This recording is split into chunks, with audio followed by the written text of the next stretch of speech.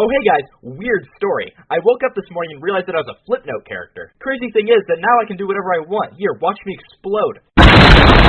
Didn't feel a thing. I have no senses whatsoever. Back in the dark ages, video game consoles did not have an interface. Turn on your console without a game and get ready for a crazy black screen. Oh, I'm set for at least the next 4 hours. It wasn't until the mid-2000s where it became normal for video game consoles to have menus. While they started pretty simple with the PlayStation 2, GameCube, and original Xbox, they all had a lot of charm, which is why they're so iconic nowadays.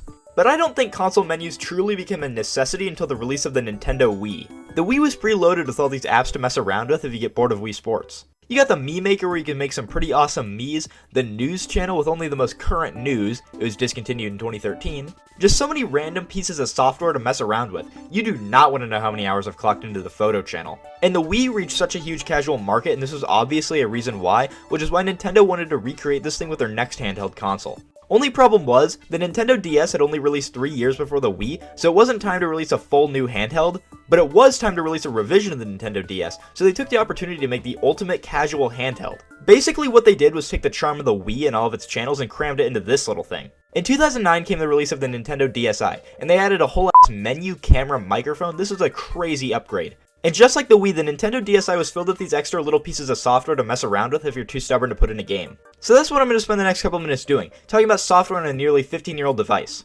The first piece of software is system settings. What? The system settings has so many awesome settings such as data management, parental controls, format system memory, and language. So many fun activities, I must say. One thing you have the option to do is change up your profile and truly become whoever you want. Look, I'm going to switch from myself to DB Cooper. They found him. Plus, another thing is, they discovered time travel through the Nintendo DSi. Now I'm in 2050, there's no war going on right now. Not unless I change things. Of course, I'm mostly kidding about the system software, however I do wonder how many kids got so bored they flipped through the system settings before popping in Pokemon. Not that I would do that. The next application on the Nintendo DSi is the camera app. This is so much fun. While you'd be better off using a camera obscura, the Nintendo DSi camera was just good enough at the time so you could act like a professional photographer, as a 7-year-old. You can take photos outside, of a crime scene, your dog. This thing is awesome. And not just that, but if you're bored enough, then you can mess around with your photos by distorting or drawing on them. By the way, on my wedding, if my photographer doesn't use a Nintendo DSi to take our wedding photos, I'm calling off the wedding. Although to give the DSi camera some credit, it does have better picture quality than the Game Boy camera. The Game Boy camera does have a printer though. Never mind, if my wedding photographer doesn't use a Game Boy camera during my wedding, I'm calling off the wedding. After the camera app, you may think we've peaked, but we're only just getting started. After this, we got the tried and true Nintendo DSi sound app.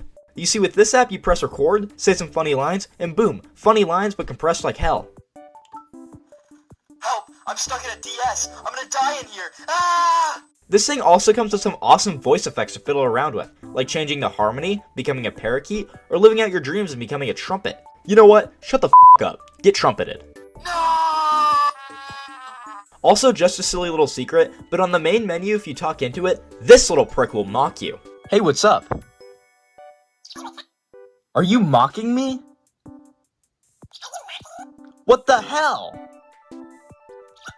Also, if you wait long enough, it'll start playing the ground theme of Super Mario Bros. Synthesized to your voice. The Nintendo DSi sound app is one of my favorite things to exist ever, but it's not like anyone's actually producing any music with this thing. Right?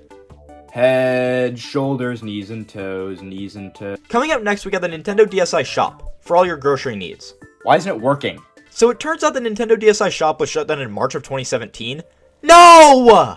Basically, on this thing, you could purchase these little apps known as Nintendo DSiWare, similar to WiiWare. Basically, all they were some bite-sized games or demos of games sold at a very cheap price. But I also remember a lot of calendar and clock apps being sold on this storefront, which is pretty funny considering that a literal clock and calendar is built into the system. Ooh, but this one has Luigi. However, if there's one thing to take away from this app, even though it's shut down for good, the music is pretty nice.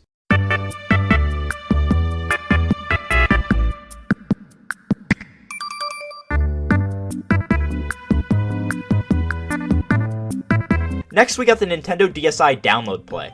This app just lets you download portions of games to play for a short bit on the system and not much else. A lot of Pokemon events use this feature to give out some exclusive Pokemon or items. Now, as someone who doesn't care much for Pokemon would say, how neat. What if I told you that the next application is one of the greatest ideas Nintendo's ever had, and that's saying a lot because they sold Mario 3D All-Stars for $60? PictoChat is so f***ing fun. PictoChat allows you to join servers with people around the world and just send little drawings and messages to each other. Now, I've tried joining a server, but for some odd reason, nobody's online anymore. I can't see why. But to get serious for a second, while PictoChat was fun, allowing kids to have unmoderated access to a messaging platform was not a great idea. There are many accounts of predators using PictoChat to do some not cool things, and it's not surprising why they never brought this app back again. Look, I drew Garfield. Coming up next, we have the Nintendo DSi web browser. The Nintendo DSi had a web browser pre-installed onto it. I couldn't get this to work, but I'm sure it was fun for kids who didn't have access to a mobile phone to view the internet in a compromised way. Also, I'm not going to go out of my way to use the internet on my Nintendo DSi when I have a perfectly good computer at my disposal. But I guess if all my computers plus my phone all mysteriously blow up, then this browser could come in use. A cool thing to note, however, is that this thing actually had a physical release, so if you only own the original DS and you could still use a web browser. I would buy this as a joke, but it's $50 and in no way am I spending that money on a web browser. The system also comes loaded with an internet guide, giving you a guide on how to connect to the internet and what you can do with a Nintendo DSi connected to the internet. This is really coming in useful, I'll tell you. I'm never opening this again. The next application is the photo clock, and you're not gonna believe this. It's a clock and a calendar that cycle through photos. It would be pretty funny if you had a Nintendo DSi always plugged in and you used it as your main source of telling the time. For me, it's always a tough decision if I'm supposed to whip out the Mario 35th Anniversary Game & Watch or the Nintendo DSi photo clock. Last but most definitely not least, we got the greatest app of them all. Drumroll please. Flipnote Studio. Flipnote Studio lets you create silly little cartoons on your Nintendo DSi. If Flipnote animations are so iconic with internet culture from the late 2000s, I would love to see it get some more love in the modern age. Man, talking about Flipnotes reminds me. Oh shit! You. Oh, hey guys. Did you know that if I stab myself, I won't feel anything? However, my real-life counterpart will? That's right, because I'm a Flipnote. He just got stabbed. He's gonna be my forever. One last note. Do not clone yourself into becoming a Flipnote. Worst mistake of my life.